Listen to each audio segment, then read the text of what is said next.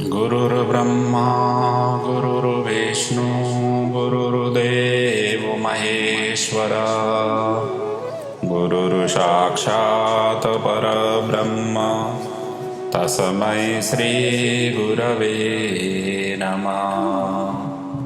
ओम असतो मा सद्गमयः तमसो मा ज्योतिर्गमयः मृत्युर्मा अमृतं गमय।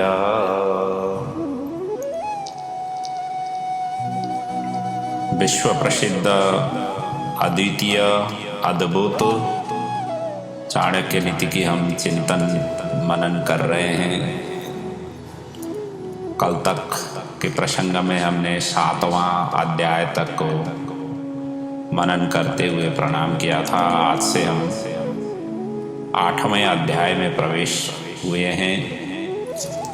इस अध्याय में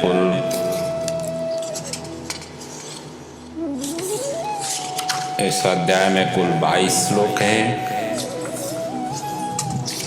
और प्रत्येक श्लोक कुछ न कुछ भाव, कुछ न कुछ शिक्षा समाज के लिए, राजनीति के लिए, कूटनीति के लिए या अन्य विसंगति, सामाजिक विसंगति, कुरीति, इन सभी के लिए प्रत्येक श्लोक कुछ न कुछ क्षेत्रों को फोकस करते हुए उन्होंने सुसूचित करने के उद्देश्य से प्रदान किए हुए हैं।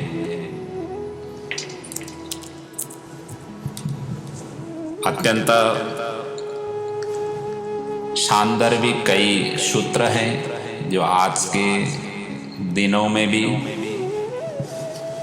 हर कोई व्यक्ति अपनाए तो अपना जीवन कल्याण होगा,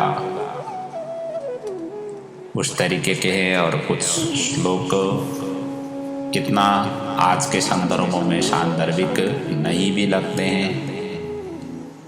जैसा भी हो, उन्होंने जिस तरीके से भी उस समय की समाज को देखते हुए, समाज व्यवस्था को देखते हुए उन्होंने अभिव्यक्त करके हम सभी के बीच में छोड़ करके गए हैं। उन्हीं का बड़ा आनंद लें। आइए अब 8वां अध्याय की हम विधिवत रूप से प्रवेश करें। चाणक्य जी कहते हैं पहला श्लोक में, अधमा धनमिच्छन्ति धनं मानं च मध्यमः उत्तमा मानमिच्छन्ति मानो हि महतां धनम्। जिनके पास में धन नहीं है वो व्यक्ति धन की इच्छा करते हैं, और जिनके पास में धन है,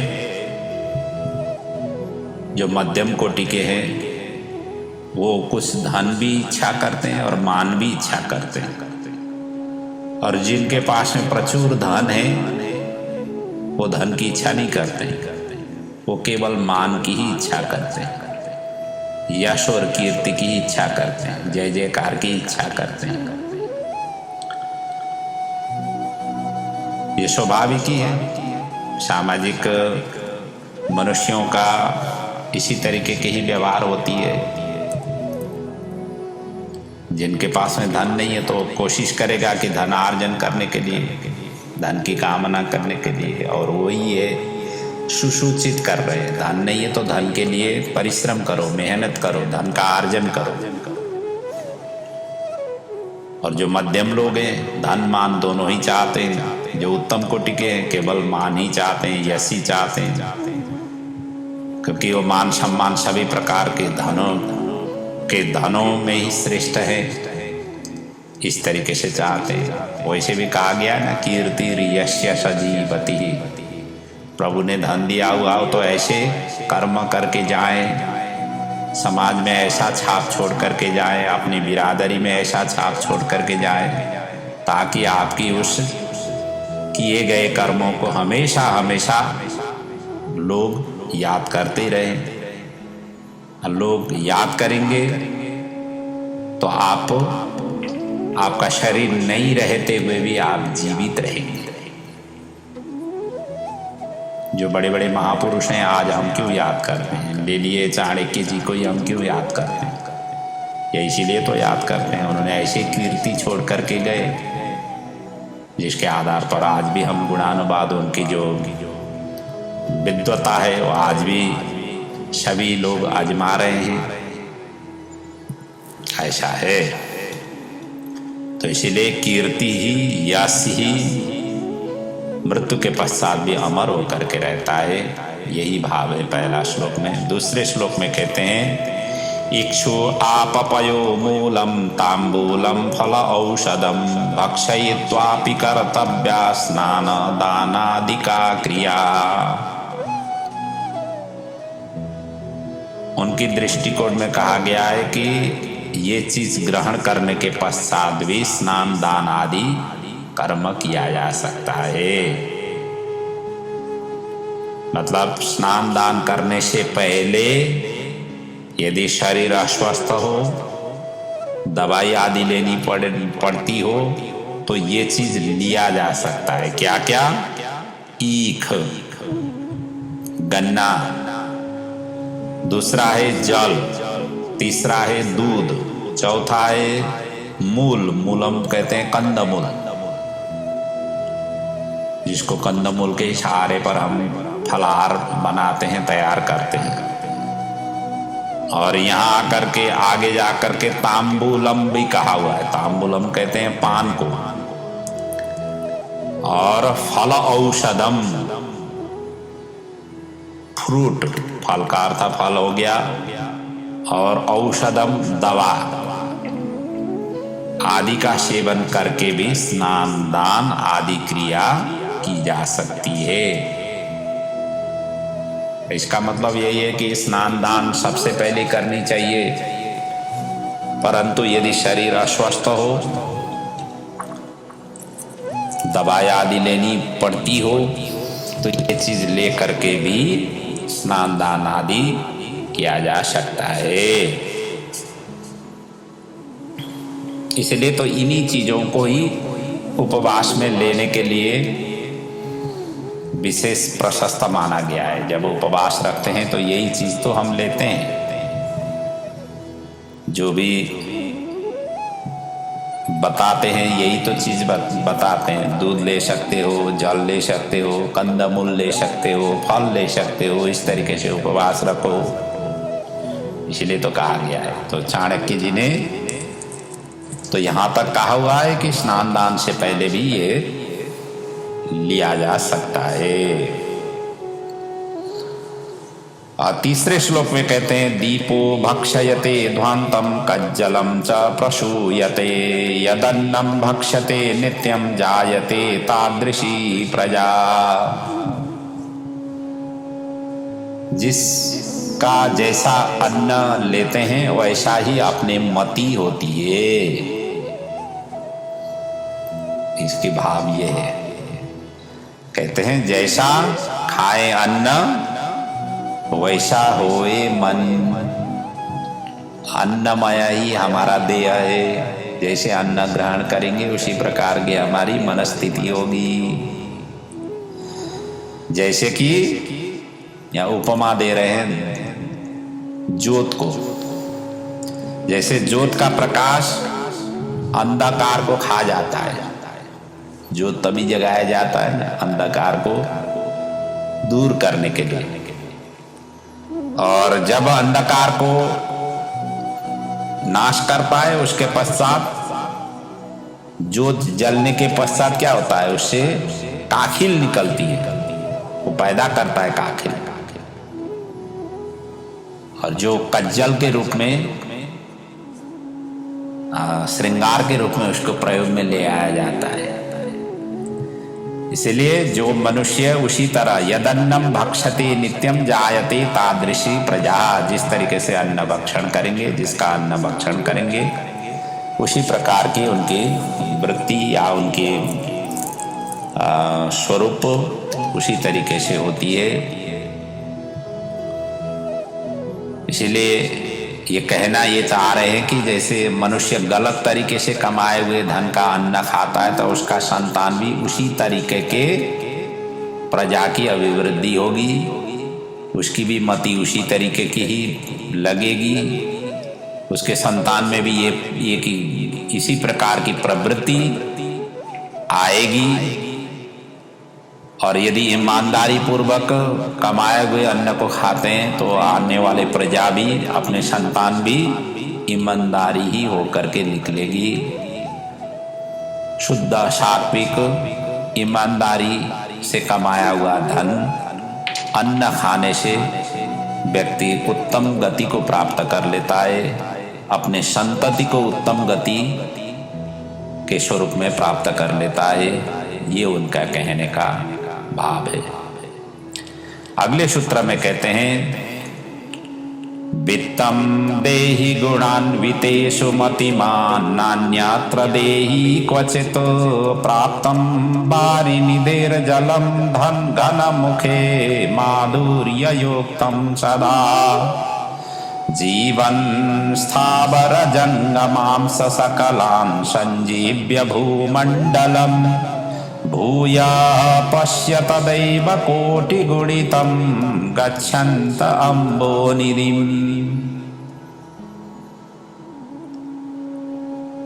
अब यहाँ कहा गया है कि अपने जो कमाया हुआ धन से यदि आप दान करना चाहते हैं तो दान वहां पर करना चाहिए जहां पर दान की जरूरत है, और आपकी दान का सदुपयोग हो जाए। जरूरत तो है ये, ऊपर से सदुपयोग भी हो जाए, दुरुपयोग नहीं हो जाए। इसलिए दान देते समय पहले तो सत्पात्र को देना चाहिए, ये हमेशा हमेशा ध्यान रखना चाहिए। दूसरी, आपकी दान को सीधा प्रयोग में ले आए, और जहां पहले से ही धन पड़ा हुआ है वहां दान देने से कोई मतलब नहीं होती है, कोई प्रयोजन नहीं होती है। आपकी दान की सदुपयोग हो या नहीं हो कोई भरोसा नहीं है। इसलिए जरूरत जहां पर हो, सत्पात्र जहां पर हो, सत्कार्य जहां पर हो रही हो, सत्कार्य में ही दान देना चाहिए। और इसका उपमा क्या दे रहे हैं? समुद्र का जल, इसकी उपमा दे रहे हैं। वो कैसे कि देखिए, समुद्र का जल मेघों के मुंह में जाकर के सदैव मीठा हो जाता है। समुद्र से जो बाष्पीकरण होकर के बादल बन जाती है, बादल बनने के पश्चात तो समुद्र का जल तो हमेशा खारा ही होता है। कोई भी ऐसा समुद्र नहीं है जहां पर खारा जल नहीं हो। तो जब बादल में परिणत हो जाता है तो क्या होता है? वो मीठा जल के रूप में परिणत हो जाता है, और मीठा हो जाता है। और जैसे वो पृथ्वी पर बरसेगी, बादलों से जब बारिश बरसेगी तो चार अचर सभी जितने भी जीव जंतु हैं, वनस्पति हैं, उन सभी को वो जीवन दान प्रदान करती है। क्योंकि सबसे शुद्ध और पवित्र जल मेघों से जो बारिश हुआ जल है वो सबसे पवित्र, सबसे शुद्ध, सबसे अच्छा जल माना गया है। इसलिए उस जल को जितना आप ग्रहण कर सकते हैं करना चाहिए, आकाश से बारिश हुआ जल। और ऐसे सभी जीवों को तृप्ति करके वो जल फिर कहाँ जाता है? वही समुद्र में ही चला जाता है। गच्छन्त अम्बो निधिम कोटि गुणितम, यहाँ कहा गया है फिर पुनः वो जल, बारिश का जल सब एकत्रित होकर के विभिन्न नदी नाले ये सब चीज होते होते कहाँ जाता है? समुद्र में ही पहुंच जाता है, वहीं पर चला जाता है। इसीलिए जो सत्पात्र को दिया गया धन सत्कार्य में ही संलग्न होकर के उनका पुण्य और यश हमें प्राप्त हो जाता है। इसीलिए दान की महिमा वैसे अपरंपार है, लेकिन दान उसे ही देना चाहिए जो सुपात्र हो। सुपात्र के पास जाने से दान की दी गई वस्तु धन का समुचित उपयोग होता है। यदि दुष्ट के पास में जो असत पात्र है उनमें दान चला गया तो उसका उपयोग स्वार्थ से प्रेरित होकर के अनेक कार्यों में लग सकता है। इसलिए मेघों का जल का यहाँ पर वर्णन किया गया है। मेघों के पास जाकर के समुद्र का खारा पानी मीठा जैसे हो जाता है और करोड़ों जीवों को प्यास बुझा करके फिर सागर में जाकर के मिल जाता है। इसलिए उचित व्यक्ति को दिया गया दान ही अच्छा होता है, दुष्ट व्यक्ति को नहीं। दान देने से आत्मिक संतुष्टि मिलती है और उस तरीके से ही करना चाहिए। अगले सूत्र में कहते हैं चांडालानां सहस्रे च शूरिभिस्तत्त्वदर्शिभिः एको हि यवनः प्रोक्तो न नीचो यवनात् पर। अब यवन के आक्रमण उन दिनों में शायद हुई थी, इसलिए जो है ना यवन के ऊपर में, अब यवन को म्लेच्छ कहा गया है, इनके ऊपर इन्होंने ये भाव व्यक्त किया हुआ है इस श्लोक में। वो कहते हैं चांडालानां सहस्रेचः, कहते हैं हजारों चांडाल के बराबर एक यवन था, एक म्लेच्छ होता है। और वो यवन से बढ़कर कोई नीच नहीं है, अर्थात अत्यंत निकृष्ट है। चांडाल वैसे भी निकृष्ट है और यवन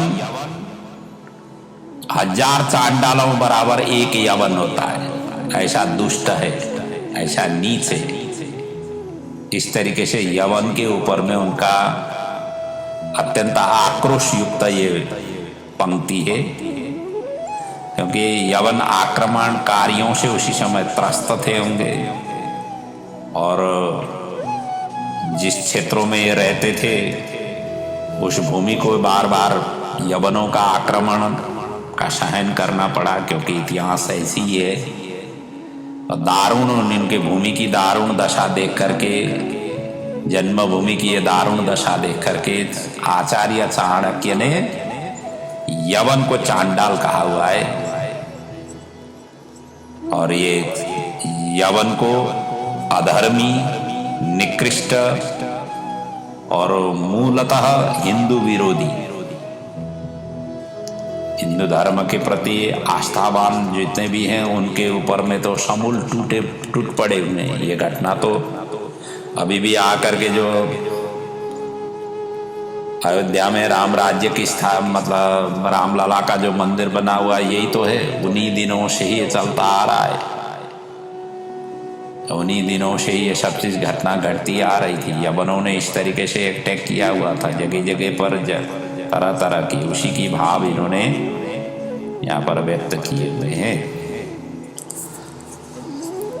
अगले सूत्र में कहते हैं तैलाभ्यंगे चिता धूमे मैथुने क्षौर कर्मणि तावत भवति चांडालो यावत स्नानम न चाचरेत।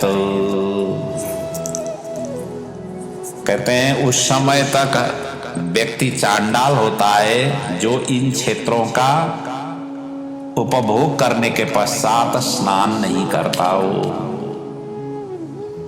इसलिए स्नान से ही चांडालत्व से मुक्ति हो जाती है। और क्या क्या है उसकी आगे वर्णन करते हैं। तैलाभ्यंगे, कहते हैं शरीर में आपने तेल से मालिश किया,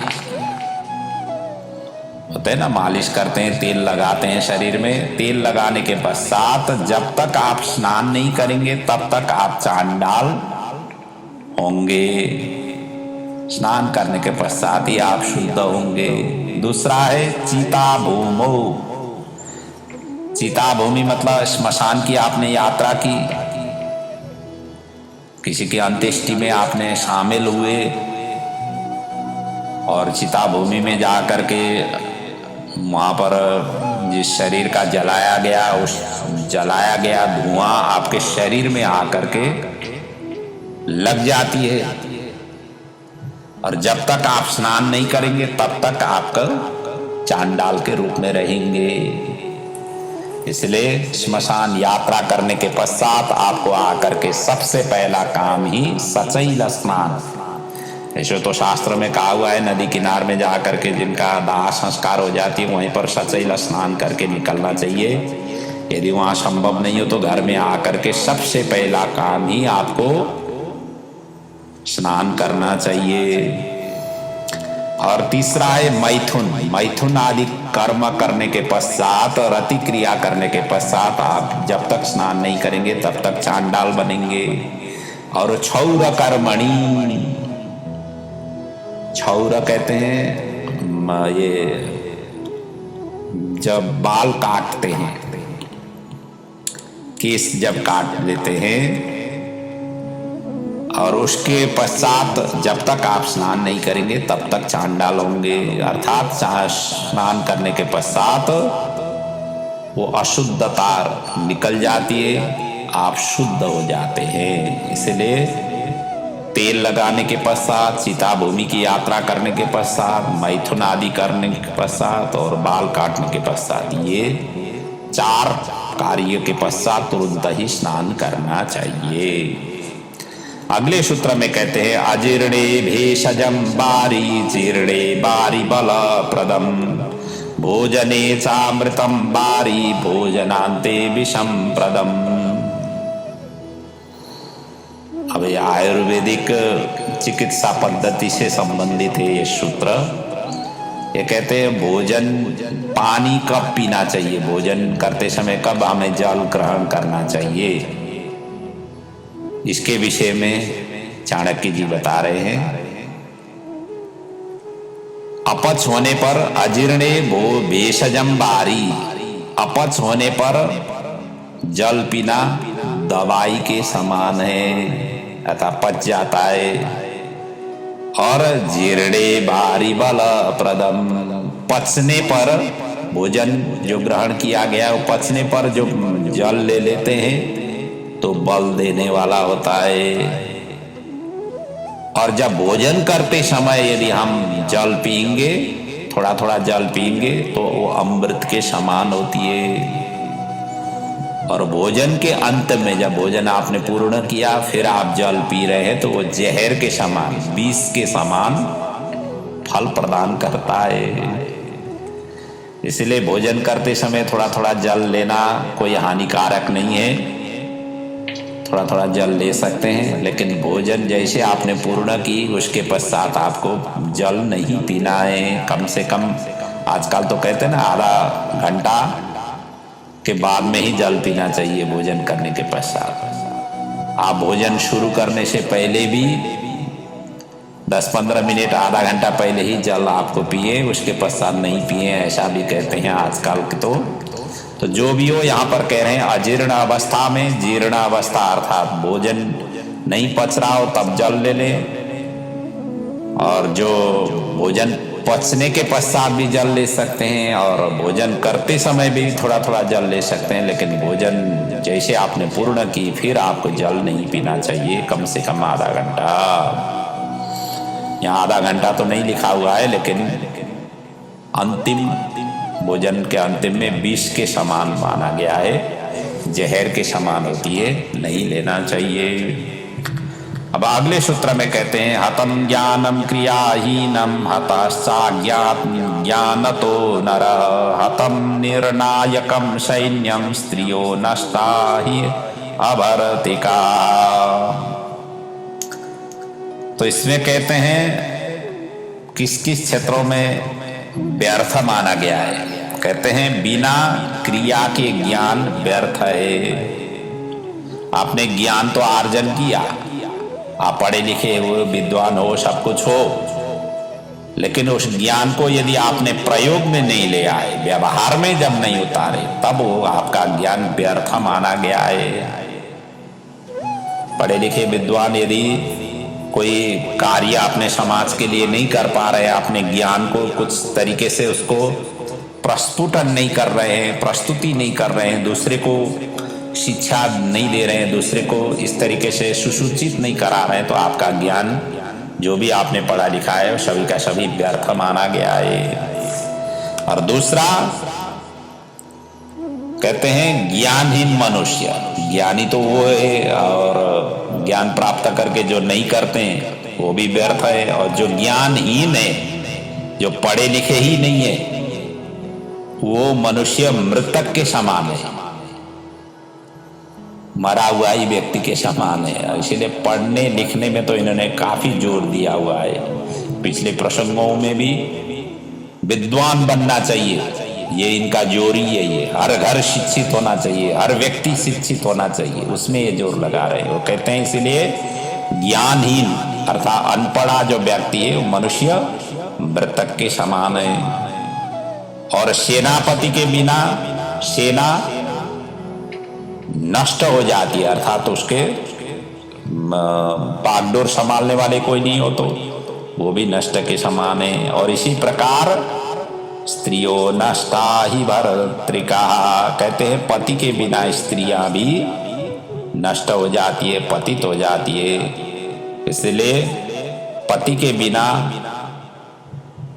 जो स्त्री है उनका जीवन व्यर्थ माना गया है।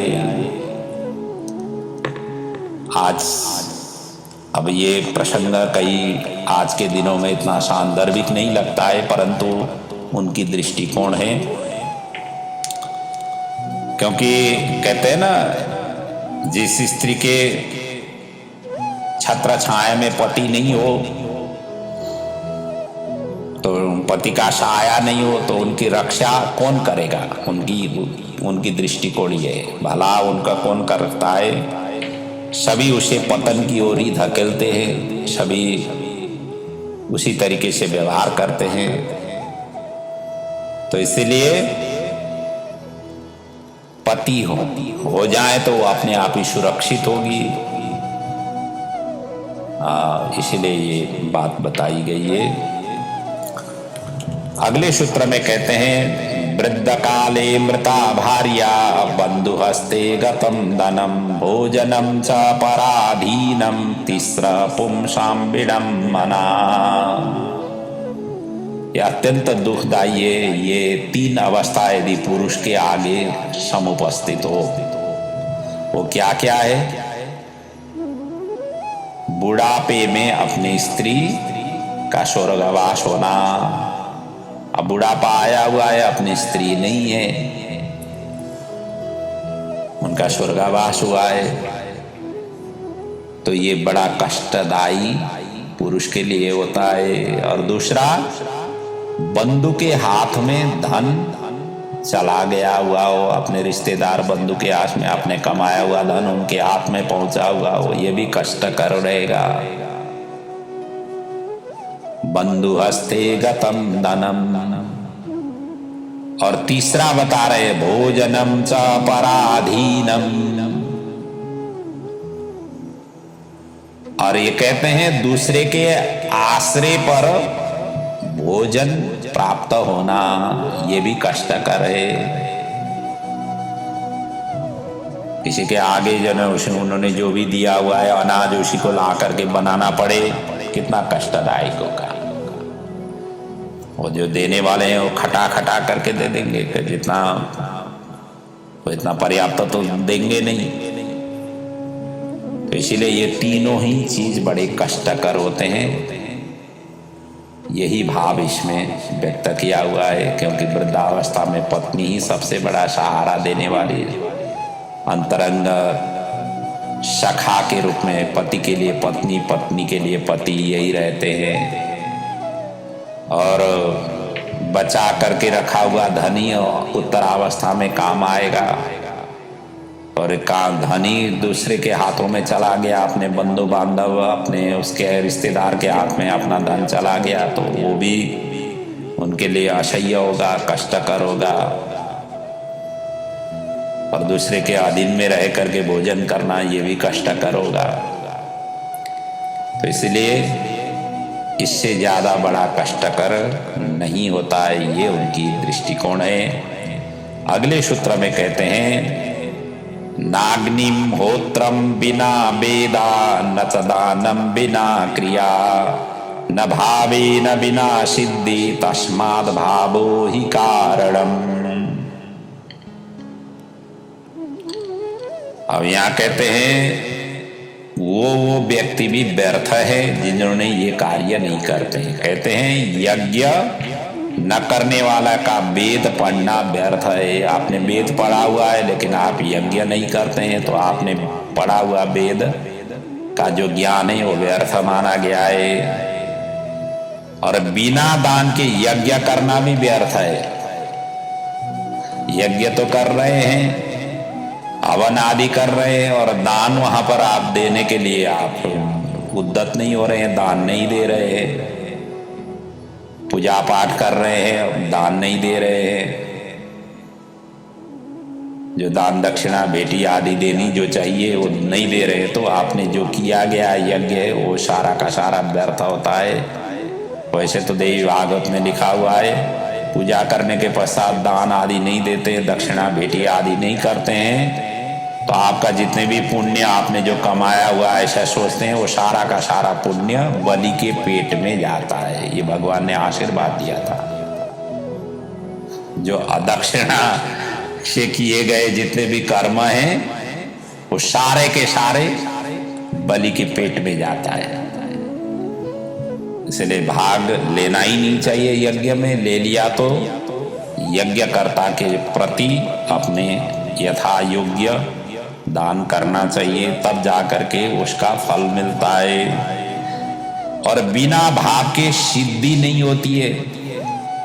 पूजा तो कर रहे हैं, हवन भी कर रहे हैं, लेकिन आपके अंदर में भावना ही नहीं है, भाव ही नहीं है। दूसरे के देखा सीखी में कर रहे हैं, दूसरे आहुति डाल रहे तो आप भी आहुति डाल रहे हैं, डाले जा रहे हैं। आपके अंदर में भावना ही नहीं है, वो भी व्यर्थ माना गया है। इसलिए भाव अर्थात प्रेम अर्थात श्रद्धा इस सबसे बड़ा श्रेष्ठ है, प्रधान है। भाव के बिना आप कर रहे हैं, श्रद्धा के बिना कर रहे हैं तो कोई भी कार्य आपको सब मतलब फल नहीं देती है। इसलिए श्रद्धावान लभते पुंसः, श्रद्धावान व्यक्ति को ही भगवान की आशीर्वाद मिलती है। जब भी करिए छोटा ही करिए लेकिन भाव से करिए, श्रद्धा से करिए, अपने यथाशक्ति से करिए, दिल खोल करके करिए, तब जा करके कल्याण होनी है, नहीं तो कल्याण नहीं होगा। तो आज का प्रसंग को हम यहीं पर विराम ले रहे हैं। चाणक्य की इस अद्भुत नीतियों को अपने जीवन में कुछ न कुछ अंश में आपके जीवन के परिवर्तन के लिए, जीवन को सहज और सरलता बनाने के लिए सहायक सिद्ध हो, यही प्रभु के चरणों में वंदना प्रार्थना सहित ओम पूर्णमदः पूर्णमिदं पूर्णात् पूर्णमुदच्यते पूर्णस्य पूर्णमादाय पूर्णमेवावशिष्यते। ओम शांति शांति शांति। ओम।